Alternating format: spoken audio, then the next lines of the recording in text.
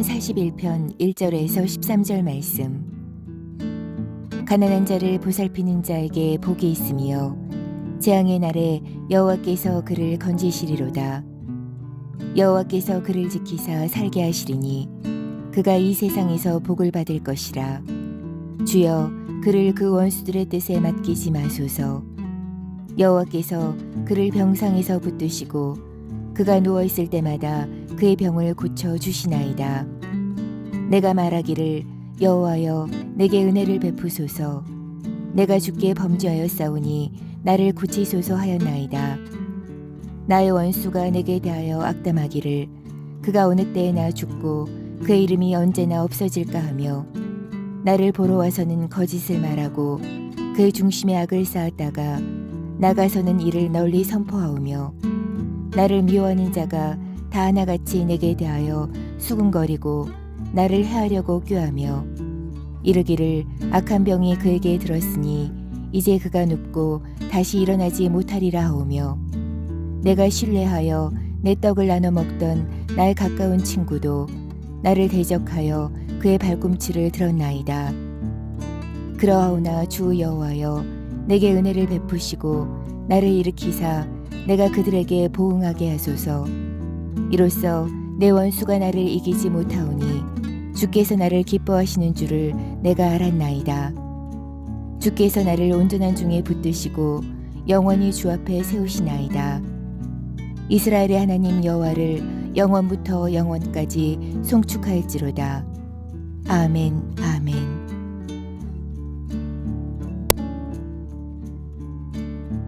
함께 기도하겠습니다. 하나님, 나에게 생명을 주시고 또 주의 하늘의 복 가운데 거하게 하여 주신 것 감사합니다. 오늘도 주께서 주시는 그 하늘의 복의 은혜를 충만하게 누리며 살게 하여 주옵소서. 이 모든 말씀 예수님 이름으로 기도드렸습니다. 아멘. 할렐루야. 죽을 수밖에 없는 우리에게 하늘의 복을 주시고 또 그 복을 따라서 살아갈 수 있도록 우리에게 복이라고 하는 하늘의 은혜를 허락하여 주신 우리 하나님 이름을 높이 찬양합니다. 오늘 우리 함께 나눌 말씀의 제목은 복 있는 자는, 복 있는 자는 이라고 하는 말씀의 제목입니다. 아마도 오늘 말씀의 제목 복 있는 자는 이라는 것을 들으시고 말씀의 제목이 혹 잘못되지 않았나 라는 생각을 하실 수도 있을 것 같습니다. 왜냐하면 복 있는 자는 이라고 시작되는 시는 바로 시편 1편에 있기 때문이지요. 그런데 오늘 말씀 제목을 복 있는 자는 이라고 하는 이유가 있습니다. 화요일 말씀부터 나누었지만 시편은 총 150편으로 5권으로 분류되어 있는데 5권 중에 첫 번째 권이 바로 시편 1편부터 41편입니다. 아마도 다들 1편을 기억하시겠지만 시편 1편의 시작은 복 있는 자는 이라고 시작이 됩니다. 그러면서 시편 2편부터는 그 마지막까지 그 복 있는 자는 누구이며 복 있는 자는 어떤 상황 속에 사는지, 온갖 고통과 아픔 속에서도 복 있는 자는 하나님께서 어떻게 그의 삶 가운데 이루어 가시고 펼쳐 가시는지를 보여주는 말씀이 연속해서 이어지고 있고요. 그리고 오늘 말씀, 그러니까 복 있는 자는으로 시작되었던 시편 1편으로 시작된 제 1권의 마지막 시편 41편에서도 동일하게 복 있는 자가 어떤 자인지, 복 있는 자가 어떻게 살아가야 되는지를 보여주는 말씀으로 증거되고 있습니다. 오늘 말씀을 통해서 시편 1권, 그러니까 제 1편부터 41편까지 증거된 그 말씀이 우리의 삶에서 어떻게 나타나는지를 함께 묵상하고 그 복 있는 자는의 은혜가 저와 우리 모든 믿음의 동역자들에게 그대로 경험되시기를, 또한 고백되시기를 주의 이름으로 축복합니다. 먼저 복 있는 자는 오늘 본문 중에서요, 첫 번째 1절과 2절입니다. 1절 2절 함께 좀 읽어볼까요? 가난한 자를 보살피는 자에게 복이 있음이요 재앙의 날에 여호와께서 그를 건지시리로다. 여호와께서 그를 지키사 살게 하시리니 그가 이 세상에서 복을 받을 것이라. 주여, 그를 원수들의 뜻에 맡기지 마소서. 아멘. 시편 41편이 시작되자마자 하나님께서 다윗을 통하여 복 있는 자는 그 삶이 어떠한지를 분명하고도 명확하게 설명하고 있는데, 첫 번째가 가난한 자를 보살피는 자, 바로 그가 복이 있고 그리고 그 사람이 이 세상에서 복을 받을 사람이다고 하나님께서 다윗을 통하여 우리에게 증거하여 주시고 말씀하여 주고 계십니다. 그럼 이 구절만 보면요, 이 구절만 보면 그럼 하나님께서는 불쌍하고 가난한 사람들, 그리고 힘들고 어려운 사람들을 돕는 자들을 복 있다 하시고, 그렇게 하시니 그럼 우리도 나가서 가난하고 힘들고 어려운 사람들을 도우면 우리가 복 있는 사람이 되겠구나 라고 생각을 하실 수도 있겠지만 아닙니다. 그런데 이렇게만 만약에 생각하게 되면 조금 은혜의 관점으로 보면 이 말씀에 좀 어려운 마음이 듭니다. 왜냐하면요, 은혜라고 하는 것은 우리가 아무것도 할 수 없는 존재이고 아무것도 한 것 없는 우리임에도 불구하고, 그런 존재임에도 불구하고 하나님께서 우리에게 국류를 베푸셔서 국류를 통하여 전적으로 예수 그리스도의 공로로 우리에게 구원의 은혜를 주신 것인데, 가난한 자를 보살폈다고 복 있다고 하신다면, 가난한 자를 보살피는 그 행위 때문에 복 있다고 하시는 것이 정말로 그 은혜라고 말할 수 있는가? 그렇다면 예수 믿지 않는 자들도 가난한 자를 돌본다면, 또 구원을 얻지 못한 자들도, 아니 심지어 우상을 섬기는 자들도 가난한 자를 돌보면 복 있다 할 수 있는 건가? 라는 생각이 들기 때문입니다. 만약 이 말씀을요 우리가 그렇게 받아들인다면 이 말씀을 주신 본질적인 의미의 절반만 우리가 붙잡고 가는 겁니다. 사실 가난한 자를 돌보는 것, 가난한 자를 살피는 것, 복 있는 삶이 맞습니다. 더구나 오늘 말씀에서 나오는 가난한 자라고 표현되어 있는 히브리어의 표현은요, 재정이 없고 건강에 좋지 않은, 그리고 상황이 좋지 않은 그런 사람들을 뜻하는 것이 아니라 정신적으로 그리고 영적으로 완전히 바닥인 상태, 완전히 무너진 상태의 사람을 돌보는 것이기 때문입니다. 그렇다면 그런 사람들을 돌보는 것이 복되다고 말할 수 있습니다. 상황이 되든 상황이 안 되든, 내가 여력이 되든 여력이 되지 않든, 그런 정신적으로 영적으로 아주 힘들고 어려운 자들을 내가 돕는다는 것을 분명히 복된 삶이라고 말할 수 있습니다.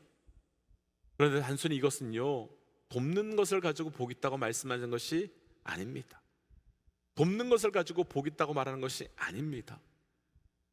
마태복음 22장에서요 한 율법사가 예수님께 와서 예수님께 어느 계명이 가장 큰 계명입니까? 라고 묻는 장면이 나타납니다. 그때 예수님께서는 두 가지를 말씀해 주시지요. 첫 번째는 내 마음을 다하고 목숨을 다하고 힘을 다하여서 내 하나님을 사랑하라 라고 말씀하시고, 또 둘째가 있다라고 말씀하시면서 내 이웃을 내 자신과 같이 사랑하라 라고 말씀해 주십니다. 가장 큰 계명으로 질문했다면 한 가지를 대답해 주셔야 될 것 같은데, 예수님은 두 가지로 답을 주셨다면 그 두 가지는 서로 다른 것이 아니라 이 두 가지가 하나라는 거지요. 그러니까 마음과 뜻과 생명을 다하여서 하나님을 사랑하는 것과 이웃을 사랑하는 것이 딱 하나라고 하는 말씀인 겁니다. 그럼 이 관점으로 가지고 우리가 시편으로 다시 와보면요, 시편 1편에서는 시편이 시작되자마자 복 있는 자는 이라고 시작되면서 악인의 꾀를 따르지 않고 죄인의 길에 서지 않고 오만한 자의 자리에 앉지 않고 오직 여호와의 율법을 즐거이 묵상하는 자다라고 말하며, 그 율법을 주야로 묵상하는 것이 굉장히 복있다, 진짜 복이다라고 말씀해 주고 있습니다. 그러니까 가장 복 있는 자는요, 정말 가장 복 있는 자는요, 여호와를 즐거워하며 주야로 그분을 묵상하는 자라고 말합니다. 언제 여호와를 즐거워할 수 있을까요? 언제 여호와를 주야로 조금 더 놓치지 않고 그분을 주야로 묵상할 수 있을까요? 하나지요, 예수님께서요 율법사에게 해주신 대답, 마음을 다하고 목숨을 다하고 뜻을 다하여 하나님을 사랑할 때 그것이 이루어질 수 있는 거지요. 그런데 그렇게 시작된 시편 1권, 그 끝에서 동일하게 시작되는 자, 복 있는 사람에 대해서 말하면서 가난한 자, 그것을 돌보고 보살피는 자, 그러니까 예수님께서 대답하신 대답으로, 예수님께서 율법사에게 주신 대답을 해본다면 내 이웃을 내 몸과 같이 사랑하는 자라고 답하고 있습니다. 자, 그러니까요, 시편 1편으로부터 시편 41편으로 끝나는 시편 1권의 주제는 복 있는 사람인데, 다윗은 1편에서 마음을 다하고 뜻을 다하고 생명을 다하여서 여호와를 사랑하는 자가 복 있다고 말하고 있고, 마지막 41편에서는 내 이웃을 내 몸과 같이 사랑하는 자가 복 있다라고 예수님께서 율법사에게 주신 대답과 정확하게 일치하면서 마무리가 되고 있는 겁니다. 다시 이야기하면 시편 1편은 마음과 생각과 힘을 다하여 여호와를 사랑하는 자가 복 있다고 말하고 있는 거고, 시편 41편은 내 이웃을 내 몸과 같이 사랑하는 자가 복 있다고 말하는 거고, 시편 41편과 시편 1편은 예수님께서 율법사에게 주신 그 대답에 복 있는 자가 똑같이 연합되어 대답하고 있는 겁니다. 그럼 진짜 복 있는 자는 어떤 사람이겠습니까? 진짜 복 있는 사람은 바로 예수님의 말씀 그대로 시편 1편에서 나타나는 하나님을 사랑하는 수직적 사랑과 시편 41편에서 나타나는 이웃을 사랑하는 수평의 사랑, 그래서 십자가의 사랑으로 살아가는 자가 복된 자임을 시편 1권 전체에서 1편에서 41편을 통하여서 우리에게 말씀하여 주고 계신 겁니다. 분명 41편만 보면 가난한 자를 돕는 자가 복 있다고 말하는 자가 많습니다. 그러나 그 복은 예수 믿지 않아도, 그 안에 복음이 없어도 누릴 수 있는 복이라고 말할 수 있습니다. 하지만 하나님을 사랑하는 그 수직적 사랑과 이웃을 사랑하는 그 수평적 사랑의 완성인 십자가의 사랑으로 우리가 살아갈 때만, 그 사랑으로 살아가는 자만 세상에서의 그 어떤 가난한 자, 불쌍한 자를 돕는 자와는 차원이 다른 영적 복된 은혜를 누릴 수 있는 겁니다. 사랑하는 믿음의 동체 여러분, 복된 자가 되십시오. 복된 자가 되셔야 됩니다. 그러기 위해 하나님을 그냥 살아가는 것이 아니라 마음을 다하고 힘을 다하고 뜻을 다하여 사랑하시고, 또한 이웃을 그냥 사랑하는 것이 아니라 내 자신을 사랑하듯이 사랑하는 그 사랑을 통하여 십자가의 사랑으로 살아가는 것이 우리의 삶의 축복이 되는 겁니다. 두 번째 복 있는 자는 우리 오늘 본문에서요 7절부터 9절까지 좀 읽어보겠습니다. 7절부터 9절입니다. 함께 읽을까요?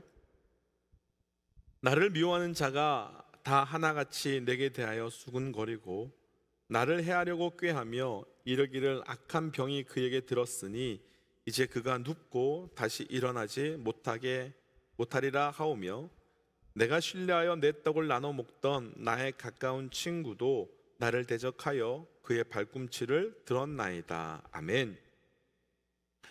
분명 앞에서 복 있는 자가 어떤 삶인지 말씀해 준다고 나누었는데요, 방금 읽었던 7절부터 9절까지의 말씀을 한번 보면 이게 무슨 복된 사람이지? 이게 무슨 복되다고 말할 수 있지? 라는 생각이 듭니다. 나를 미워하는 자들이 있고 그들은 나를 해하려고 수군거리고 있답니다. 그리고 내가 신뢰했던 사람들, 그리고 내가 떡을 같이 나누었던 사람들이 나를 배신했는데, 과연 이런 상황을 가지고 어떻게 복 있는 사람의 삶이라고 말할 수 있겠습니까? 사실 시편 41편은 언제 기록되었는지 정확하지 않아서 사람들은 일반적으로 보통 다윗이 자기 아들 압살롬에게 배신당했을 때 기록되지 않았을까라고 추측합니다. 왜냐하면 내가 신뢰하여 떡을 함께 먹었던 나의 가장 가까운 친구가 나를 배신했다고 말했는데, 바로 압살롬이 배신했을 때 다윗의 모사였던 아히도벨이라고 하는 사람이 바로 다윗을 배신하고 그 압살롬 밑에 들어가서 다윗의 적이 되었기 때문입니다. 그럼 다윗이 그렇게 아들 압살롬에게 배신당하고 그리고 자기 친구에게 배신당한 삶을 복되다고 할 수 있겠습니까? 만약 우리가요, 우리 자녀에게 배신당하고요, 그리고 만약 우리가 가장 신뢰하는 어떤 친구에게, 믿었던 사람에게 배신당한다면 그 삶을 향하여 우리가 복되다고 말할 수 있겠습니까? 절대로 그렇게 말할 수 없습니다. 절대로 그럴 수 없지요. 그런데 우리가 읽었던 7절부터 9절까지의 말씀을 보면 다윗만 생각나는 것이 아니라 또 다른 분이 생각나는데 바로 예수 그리스도입니다. 예수님 어떤 삶을 사셨습니까? 예수님을 미워하는 자들이 예수님을 해하려고 했었고, 예수님을 또 죽이려고 했었고, 그리고 9절 말씀 그대로 예수님과 함께 떡을 먹던 제자들의 배신으로 예수님은 팔려가 십자가를 지게 되셨습니다. 그런 삶을 복있다고 할 수 있겠습니까? 그런 삶을 향하여 복된 삶이라고 말할 수 있겠습니까? 그런데 복되다고 할 수 있습니다. 아니, 복된 삶입니다. 왜냐하면 적어도 그는 예수님께서 하신 말씀 그대로 예수님을 따르기 위하여 자기의 십자가를 지고 예수님과 함께 예수님의 십자가를 따르고 있는 삶이기 때문입니다. 오늘 말씀에서 나누고 싶은 두 번째 복 있는 자는, 그 복 있는 자는 바로 예수님을 따라가는 자, 예수님의 길을 따라가는 자, 바로 그 자가 복되다라고 말하고 있는 겁니다. 예수님께서 그런 일을 당하셨듯이 나도 그 일을 알지만 그 일로 따라가는 자, 예수님께서 그 어려움을 당하셨지만 그 어려움이 있을 줄 알지만 예수님을 따라가는 자. 사실 오늘 말씀에서 이 말씀에서 다윗은 따라감에 대해서 아주 굉장히 강조하고 있습니다. 시편 41편의 제일 위에 있는 표제를 한번 보시겠습니까? 표제를 한번 보시면 인도자를 따라 부르는 노래라고 되어 있는 것을 보실 수 있을 겁니다. 몇 주 전에 한번 나누었었죠. 시편에서의 표제는 단순히 위에만 있는 기록되어 있는 제목이 아니라 원래는 모든 시편의 1절에 해당된다고 나눈 적이 있었습니다. 그러니까 시편 41편이 시작되자마자 다윗은 먼저 우리의 영원한 인도자 되시는 예수를 따라 부르며 예수를 따라가서 성전으로 올라가서 예수를 따라 살아가는 복된 자가 있다라고 말하면서 이 시편 41편을 시작하게 된 것입니다. 그러니까 그만큼 다윗은 자신의 삶에서 예수를 따라감을 통해서 복된 자임을, 그리고 풍성한 은혜를 경험하고 있는 자임을 이 시편 1권의 마지막 시편 41편에서 선포하고 있는 겁니다. 사랑하는 믿음의 동역자 여러분, 예수 따라가는 복된 자 되시기를 주의 이름으로 도전합니다. 예수님께서 십자가 지시고 가신 것 같이 우리도 우리의 십자가 지고 따라가는 복된 자 되시기를 주의 이름으로 축복합니다. 예수님께서 배신당한 것 같이 우리도 그 길을 가기 위하여 배신당하는 그 따라감의 은혜가 있기를 주의 이름으로 축복합니다. 예수님께서 억울하게 죽으셨던 것 같이 우리도 그런 사건을 따라가는 은혜가 있기를 주의 이름으로 축복합니다. 왜냐하면 그게 가장 복된 은혜이기 때문입니다. 결코 그 길이 쉽지 않고 결코 그 길이 편하지 않지만 분명 그 길 속에 또 그 길과 함께 가는, 아니 그 길 속에서 누려지는 주의 놀라운 복된 은혜가 우리에게 있을 줄 믿습니다. 그래서 이 시간 이렇게 좀 기도하고 싶습니다. 하나님, 우리의 삶이 복 있는 자의 삶이 되게 하여 주옵소서. 우리가 복 있는 자로 살아가기 위해서 하나님을 사랑하고 이웃을 내 몸과 같이 살아가는 십자가의 사랑으로 살아가는 자 되게 하여 주시옵고, 하나님, 내가 예수께서 십자가 지고 하신 것 같이 내가 예수님을 따라 감명을 통하여 세상의 복을 뛰어넘어 하늘의 복을 누리는 자 되게 하소서라고 함께 이 시간 그 복의 은혜를 구하며 기도하고 마무리하겠습니다. 함께 기도할까요? 하나님께서 주시는 말씀 따라서 하나님의 주시는 말씀에 놀라운 사랑, 영원한 사랑을 위해 사랑하여 하나님께서 죽음과 수평의 십자가 사랑으로 살아가는 자 되게 하여 주시고 하나님께서 그 십자가의 사랑을 통해서 하나님께서 허락하신 놀라운 은혜가 우리가 온전히 고백되어 나아가며 또 찬양되며 나갈 수 있도록 함께하여 주옵소서. 하나님께서 우리에게 그 복 있는 자라 말씀하시며 그 복 있는 자가 십자가의 사랑으로 살아가며 또 십자가를 따라가는 자임을 말씀하여 주시네 감사합니다.